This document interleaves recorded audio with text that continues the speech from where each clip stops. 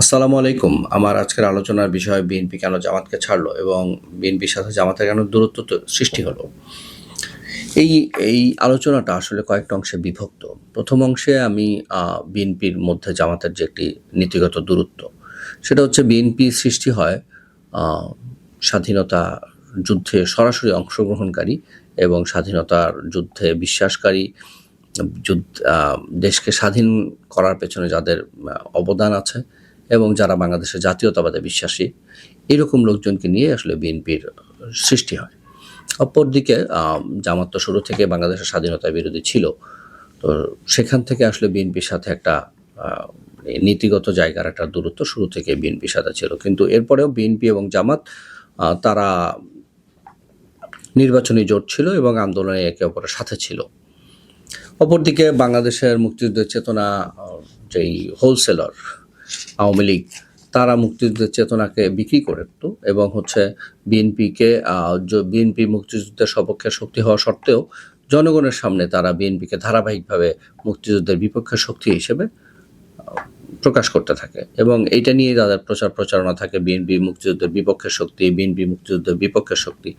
যেই ট্যাগটা বিএনপির উপর লেগে যায়। দ্বিতীয়ত, বিএনপির সাথে জামাতের যে দূরত্বটা তৈরি হয় সেটা ছিল মানবতা বিরোধী অপরাধে জামাতের যেই শীর্ষ নেতৃত্ব ছিল তাদেরকে আসামি করে বিচার শুরু হয় এবং সেই বিচার কার্যে নানাভাবে, আমিও সেটাকে প্রহসনের বিচারই মনে করি। কারণ সেখানে জামাতের যে শীর্ষ নেতৃত্ব ছিল তাদেরকে উপযুক্ত পরিমাণ যে আত্মপক্ষ সমর্থনের যে সুযোগ, সেটা আমি মনে করি দেয়া হয় নাই। এবং যদি সেটা দেয়া হতো তাহলে বেনিফিট অফ ডাউটের যে সুযোগ একটা তৈরি হতো, তাতে করে হয়তো তারা খালাস পাওয়ারও সুযোগ পেতেন। কিন্তু যেহেতু এটা প্রহসনের বা একদম ক্যামেরা ট্রায়ালের মতোই একটা বিষয় ছিল, একপাক্ষিক, সুতরাং একতরফাভাবেই আমি মনে করি তাদেরকে উপযুক্ত পরিমাণ সুযোগ না দিয়ে তাদেরকে আসলে শাস্তি দেওয়া হয়েছে, এটা আমি মনে করি।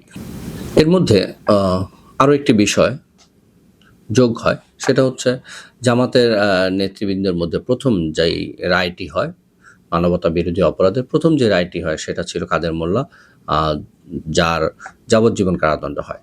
এবং তিনি যখন আদালত থেকে বের হচ্ছিলেন তখন মিডিয়ার সামনে তিনি এরকম একটি ভি চিহ্ন প্রকাশ করেন, যেটা আসলে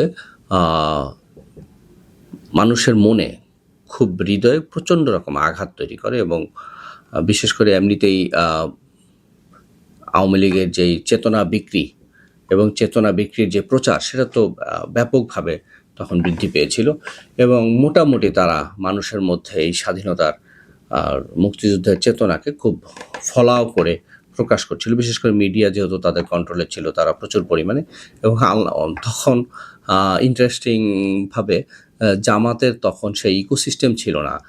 এখন যেমন অনলাইনে তাদের ইকোসিস্টেম আছে, জামাতের তখন সেই ইকোসিস্টেম ছিল না এবং সবটাই আওয়ামী লীগের নিয়ন্ত্রণে ছিল এবং আওয়ামী লীগ সেটাকে যথেষ্ট পরিমাণে যথোপযুক্ত ব্যবহার তারা করেছে। এবং কাদের মোল্লার সেই ভি চিহ্নের উপর নির্ভর করে ভিত্তি করে আসলে মানুষের মনে আঘাত তৈরি হয় এবং সেখান থেকেই তৈরি হয় গণজাগরণ মঞ্চে। এই গণজাগরণ মঞ্চ তারা রাজাকারের ফাঁসি চাই নিয়ে আন্দোলন শুরু করে। কাদের মোল্লার ফাঁসির দাবি নিয়ে গণজাগরণ মঞ্চ শাহবাগে এসে জড়ো হয় এবং শাহবাগের রাস্তা বন্ধ করে দেয়, ফাঁসির দাবিতে আন্দোলন শুরু করে। তো আমরা তখন আসলে সাধারণ মানুষ স্বাভাবিকভাবেই তখন সেটাকে বুঝতে পারেনি। তখন তারা ধরেই নিয়েছিল এটা আসলে মানুষের হৃদয়ে আঘাত থেকে তারা এখানে চলে এসেছে। কিন্তু আসলে মূলত পরবর্তীতে বোঝা যায় যে এটা আসলে আওয়ামী লীগের একটি বি টিম ছিল। যেমনটা এনসিপি এখন জামাতের বি টিম, তখন আসলে গণজাগরণ মঞ্চটা এরকমই একটা বি টিম ছিল আওয়ামী লীগের। সেটা অবশ্য বুঝতে অনেক সময় লেগেছে। তো এই গণজাগরণ মঞ্চ শুরু করে জামাতের সেই কাদের মোল্লার ফাঁসির দাবিতে আন্দোলন। সেখানে সেই গণজাগরণ মঞ্চের কিছু ব্লগার আমাদের ইসলামের রাসূল পাক সাল্লাল্লাহু আলাইহি ওয়াসাল্লামকে নিয়ে কটূক্তি করেন এবং অশ্লীল ভাষায় সেই কটূক্তিগুলো ছিল। তার প্রতিবাদ সবগুলো রাজনৈতিক দলগুলোই তখন করে, শুধু আওয়ামী লীগ এবং তার সঙ্গীরা ছাড়া। বাকি দলগুলো সেটার প্রতিবাদ করে এবং বিশেষ করে হেফাজতে ইসলাম, তারা এই বিষয় নিয়ে ব্যাপক আন্দোলন করে এবং হেফাজতে ইসলাম এই বিষয়টার উপর ভিত্তি করেই তৈরি হয়। রাসূল পাক সাল্লাল্লাহু আলাইহি ওয়াসাল্লামের অবমাননা মুসলিম হিসেবে তারা কোনোভাবে মেনে নিতে পারেনি এবং তারা আন্দোলন করে এবং সরকারকে আলটিমেটাম দিয়ে 5ই মে ঢাকায় শাপলা চত্বরে চলে আসে এবং তার পরবর্তী ঘটনা আসলে আমাদের সকলেরই জানা। এবং সেই আন্দোলনে বিএনপি যতটুকু সম্ভব ছিল তা 4 তারিখে বিএনপি একটি শাপলা চত্বরে তাদের একটি জনসভা করে এবং 5 তারিখের জন্য হেফাজতে ইসলামকে ছেড়ে দেয় এবং সেই আন্দোলনে বিএনপি তার যথেষ্ট পরিমাণে শক্তি নিয়ে হেফাজতে ইসলামের সাথে সারাদিন ধরে ছিল। তো তুলনামূলকভাবে সেখান থেকেও বিএনপির একটি চাপা ক্ষোভ জামাতের উপর তৈরি হয়, কারণ সেই আন্দোলনে এই হেফাজতের পাশে জামাতকে খুব বেশি দেখা যায়নি এবং বিএনপি অনেক চেষ্টা করেও হেফাজতের পাশে জামাতকে দাঁড় করাতে পারেনি। মূলত সেখান থেকেও জামাতের উপর বিএনপির একটি ক্ষোভ তৈরি হয়। 2013 সালের 5ই মের সেই শাপলা চত্বরে আন্দোলনের পর কিছুদিন বিএনপি তাদের আন্দোলন সীমিত রাখে এবং এরপর থেকে 2014 সালের আসন্ন যে নির্বাচনটি ছিল তার উপর সেই নির্বাচনে যাতে তত্ত্বাবধায়ক সরকার ব্যবস্থা পুনর্বহাল করা হয় সেটা নিয়ে বিএনপি আন্দোলন করতে থাকে এবং বিএনপির আন্দোলন যথেষ্ট পরিমাণে তাদের সর্বোচ্চ শক্তি নিয়ে তারা সেই আন্দোলন করে। সেই আন্দোলনে তারা বিএনপি জামাতকে বেশ পাশে পাবে বলে আশা করেছিল, কিন্তু সেই রকম আশানুরূপ সহযোগিতা তারা জামাতের কাছ থেকে না পেয়ে বিএনপির মধ্যে একটা চাপা ক্ষোভ তৈরি হয়। আপনাদের মনে আছে বিএনপির সেই আন্দোলনে ফলাফলে একসময় জাতিসংঘের বিশেষ দূত তারানকো বাংলাদেশে আসেন এবং বিএনপির মহাসচিব এবং আওয়ামী লীগের সাধারণ সম্পাদক পর্যায়ে দুজনকে নিয়ে ধারাবাহিক বৈঠক হয়। সেখানে আওয়ামী লীগের একটি প্রতিশ্রুতি ছিল, যেটা আমরা পরে জানতে পারি, যে 1 বছরের মধ্যে তারা একটা গ্রহণযোগ্য নির্বাচনের আয়োজন করবেন, তারা 1 বছরের মধ্যে সরে যাবেন। বিএনপি সেরকম প্রতিশ্রুতি আসলে পরবর্তীতে মেনে নেয় এবং আন্দোলনকে সীমিত করে। তো এরপরেও বিএনপি 2014 সালের নির্বাচন পর্যন্ত সেই আন্দোলনকে চালিয়ে যায় এবং 2015 সালের 5ই ফেব্রুয়ারি সেই 1 বছর পূর্ণ হয়। 6 ফেব্রুয়ারি থেকে বিএনপি পুনরায় আন্দোলন সরকার পতনের জন্য আন্দোলন শুরু করে এবং ধারাবাহিকভাবে বিএনপি তখন প্রায় 3 মাসের মতো সেই আন্দোলন চালিয়ে যায়, অবরোধ আন্দোলন চালিয়ে যায়। বিএনপি তার সর্বোচ্চ শক্তি নিয়ে সেই আন্দোলনে মাঠে থাকে, কিন্তু সেই আন্দোলনে তারা সফল হয় না এবং সেই আন্দোলনে বিএনপি মোটামুটি দেখতে পায় যে জামাতের একরকম নীরব ভূমিকা, সেই নীরব ভূমিকায় বিএনপি অত্যন্ত রকম সংক্ষুব্ধ হয়। অপরদিকে বিএনপির চোখে পড়তে থাকে যখনই জামাতের শীর্ষ নেতাদেরকে ফাঁসি দেওয়া হচ্ছিল এবং তাদের বিপক্ষে মানবতা বিরোধী অপরাধের জন্য তাদেরকে শাস্তি দেওয়া হচ্ছিল, সেখানে জামাতের প্রচণ্ড শক্তি প্রদর্শন করতে দেখা যায়। এমনকি আপনাদের মনে থাকার কথা, মাওলানা দেলোয়ার হোসেন সাঈদীর যে রায় হয়েছিল সেই রায়ের পরবর্তী 2 দিনে প্রায় 153 জন মানুষকে পুলিশ গুলি করে মারে। জামাত তার এই পরিমাণ শক্তি তখন প্রদর্শন করে, কিন্তু বিএনপির চোখে সেটা পড়ে যে তাদের সর্বোচ্চ শক্তি তারা এই সকল বিষয়ে প্রদর্শন করছে, কিন্তু সরকার বিরোধী কোনো আন্দোলনে, জনগণের কোনো ইস্যুতে যখন বিএনপি আন্দোলনের ডাক দেয়, সেই আন্দোলনগুলোতে জামাতের সেই স্বতঃস্ফূর্ততা বিএনপি লক্ষ্য করে না। এর ফলে বিএনপির মধ্যে আরও বেশি চাপা ক্ষোভ তৈরি হতে শুরু করে এবং 2015 সালের পর থেকেই মূলত বিএনপির সাথে জামাতের একটা স্থায়ী দূরত্ব তৈরি হতে শুরু করে। বিএনপি বুঝতে পারে জামাত শুধুমাত্র একটি তাদের নিজেদের স্বার্থের বাহিরে অন্য কোনো আন্দোলনে তারা বিএনপির পাশে থাকতে চায় না। তার ফলশ্রুতিতে বিএনপি তাদের সঙ্গ ত্যাগ করে এবং এরপরে আপনাদের 2018 সালের যে নির্বাচন, সেখানে বিএনপির সাথে জামাতের স্থায়ী দূরত্ব তৈরি হয়। এবং আমরা জানি 2015 সাল থেকে, মূলত 2015 সাল থেকে 2024 সাল পর্যন্ত জামাত ছিল একটি গুপ্ত সংগঠন। মোটামুটি 2015 থেকে 2024 সাল পর্যন্ত জামাতের তেমন কোনো অংশগ্রহণ ফ্যাসিবাদ বিরোধী আন্দোলনে আমরা দেখতে পাই না। একবার একটি আন্দোলনে শুধুমাত্র জামাতকে দেখা গিয়েছিল, সেটাও ছিল বিএনপি 23 সালে 28 অক্টোবর যে আন্দোলনটি তারা তাদের পার্টি অফিসের সামনে, পল্টন পার্টি অফিসের সামনে করেছিল।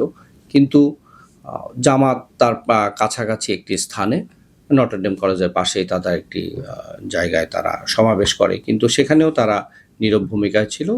যখন পুলিশ তাদেরকে সরিয়ে দেয়, তারা নীরবে চলে যায়। অপরদিকে বিএনপি যথেষ্ট পরিমাণে তাদের শক্তি প্রদর্শন করার চেষ্টা করে, এবং আপনারা জানেন সরকারের সর্বোচ্চ শক্তি, সব বাহিনীর শক্তি প্রয়োগে বিএনপি সেখানেও হয়তো সফল হয় না, বিএনপি সেই আন্দোলনও সফল হয় না, এবং তারা লণ্ডভণ্ড করে দেয় সেদিনের জনসভাকে। এবং 2024-এর আন্দোলন আমাদের সকলেরই মনে আছে। 2024-এর গণঅভ্যুত্থানের আন্দোলনের আমাদের সবার স্বতঃস্ফূর্ততা ছিল। সেখানে সকল রাজনৈতিক দল এবং সাধারণ মানুষ, সকল শ্রেণী পেশার মানুষ এই আন্দোলনকে সফল করে তোলে। এবং এই আন্দোলনের পরে তার ঠিক 2 দিন পরে বিএনপি তাদের পল্টনে একটি সমাবেশ করে। সেখানে তারা, এটা মূলত একটি শান্তি সমাবেশ ছিল, তাদের নির্যাতিত মজলুম যে নেতাকর্মী ছিল, বিএনপির আহ্বান ছিল তাদের নেতাকর্মীদেরকে শান্ত থাকার জন্য, এবং তারা সরকারকেও একটি সেই সমাবেশে চাপ দেন শুরু থেকেই, যত দ্রুত সম্ভব নির্বাচন দিতে হবে। এবং বিএনপি সেই সমাবেশে আরও একটি গুরুত্বপূর্ণ বার্তা দিয়েছিল, সেটা ছিল জাতীয় ঐক্যের সরকার। বিএনপি তখন আগে থেকে বলে আসছিল যে বিএনপি নির্বাচনের পরে 2023 সালের নির্বাচনেও বিএনপি এই কথাটি বলেছিল যে ফ্যাসিবাদ বিরোধী সকল শক্তিকে বিএনপি নিয়ে একটি তারা ঐক্যবদ্ধভাবে সরকার পরিচালনা করতে চায়। সেখানে আসলে জামাত 2024 সালের পরে, আমরা সেই গণঅভ্যুত্থানের পরে আমরা দেখতে পাই জামাতের বট বাহিনী যেভাবে আসলে বিএনপির উপর আক্রমণ করতে শুরু করে, এবং সব আক্রমণ বা সব আলোচনা সমালোচনা যে মিথ্যা ছিল এমন নয়, মিথ্যা সত্য ছিল তার মধ্যে, কিন্তু বিএনপি তার বিপক্ষে ব্যবস্থাও নেয়। তাদের বিশেষ করে চাঁদাবাজির যে অভিযোগ বিএনপির উপর আসে, বিএনপির কর্মীদের উপর আসে, সেখানে বিএনপি ব্যাপক কঠোরভাবে সেটাকে দমন করার চেষ্টা করে। তাদের অসংখ্য নেতাকর্মীকে তারা বহিষ্কার করে। তার সুযোগ জামাত অত্যন্ত খারাপভাবে নেয়, এবং তার যে বট বাহিনীকে সারা দিন মিথ্যা প্রচারণা এবং প্রোপাগান্ডার জন্য তারা মাঠে নামিয়ে দেয়। এবং সেখান থেকে আসলে বিএনপির সাথে জামাতের যেই স্থায়ী দূরত্ব তৈরি হচ্ছে এবং এখন পর্যন্ত যেটা চলছে, সেটা আসলে এখান থেকে আসলে বিএনপির সাথে জামাতের সম্পর্ক অনেক দূরে চলে গেছে। আসলে বাংলাদেশের রাজনীতিতে শিষ্টাচার সেটা 2024 সালের পরে জামাত যেভাবে নষ্ট করেছে, এবং আসলে বাংলাদেশে ইতিপূর্বে ফ্যাসিবাদ যখন কায়েম হয়েছিল, শেখ হাসিনা যখন তার বিরোধী দলগুলোর উপর প্রচণ্ড স্টিম রোলার চালাচ্ছিল, তখনও এই পরিমাণ আসলে প্রতিদ্বন্দ্বিতা ছিল না, প্রতিযোগিতা ছিল। তারা দমন করেছে, নিপীড়ন করেছে, শেখ হাসিনা সর্বোচ্চ ফ্যাসিজম কায়েম করেছে। কিন্তু ফ্যাসিজম থেকে বাংলাদেশ মুক্ত হবার পর আসলে আমাদের যারা আমরা সাধারণ মানুষ, বাংলাদেশের নাগরিক, আমরা আশা করেছিলাম যে ফ্যাসিবাদ বিরোধী সকল শক্তি একত্রিত থাকবে এবং আগামী দিনগুলোতে বাংলাদেশকে নতুনভাবে পুনর্গঠন করতে তারা সবাই ঐক্যবদ্ধভাবে কাজ করবে। কিন্তু সেখানে জামাত এবং তার বটবাহিনী এমনভাবে আসলে বিএনপির উপর ব্যক্তিগতভাবে আক্রমণ, অনেকাংশে শুধু মানে সাংগঠনিকভাবে না, ব্যক্তিগতভাবেও তারা আক্রমণ শুরু করে। এবং এখন আমরা যতই দিন যাচ্ছে ততই দেখতে পাচ্ছি যে রাজনৈতিক সকল ধরনের শিষ্টাচার তারা নষ্ট করে দিয়ে সব ধরনের প্রতিযোগিতাকে নষ্ট করে দিয়ে তারা একদম ব্যক্তিগত পর্যায়ে প্রতিদ্বন্দ্বিতা বা প্রতিশোধের একটা রাজনীতি তৈরি করতে যাচ্ছে, যেটা আসলে ফ্যাসিবাদের পুরো সময় জুড়ে আমরা শেখ হাসিনার মধ্যে লক্ষ্য করেছি যে শেখ হাসিনা প্রচুর পরিমাণে প্রতিহিংসা ছড়াতো। আমরা এখন সেটা জামাতের মধ্যে দেখতে পাচ্ছি। আশা করছি আমি ব্যক্তিগতভাবে যে হয়তো জামাতের খুব দ্রুতই শুভবুদ্ধির উদয় হবে এবং বাংলাদেশকে পুনর্গঠনে, বিনির্মাণে তারা ঐক্যবদ্ধভাবে ভূমিকা রাখবে এবং এই সকল মিথ্যা প্রোপাগান্ডা থেকে তারা বেরোয় আসবে। বাংলাদেশের একজন সচেতন নাগরিক হিসেবে আমি আশা করি যে বিএনপি, জামাত এবং যে অন্যান্য দলগুলো আছে, জামাতের যে বি টিম, এনসিপি আছে, ইভেন তাদের মধ্যেও আমি আশা করব যে রাজনৈতিক প্রতিযোগিতা ফিরে আসবে, প্রতিদ্বন্দ্বিতা না করে, এবং একে অপরের গঠনমূলক সমালোচনা করবে, যাতে করে তাদের মধ্যে ব্যক্তিগত পর্যায়ে শত্রুতা তৈরি না হয়।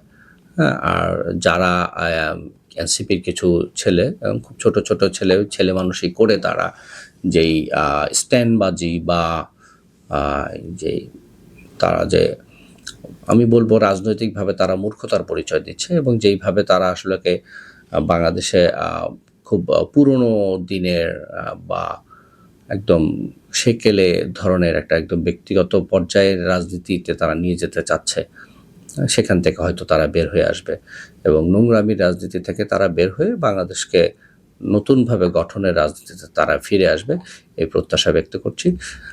বাংলাদেশ জিন্দাবাদ।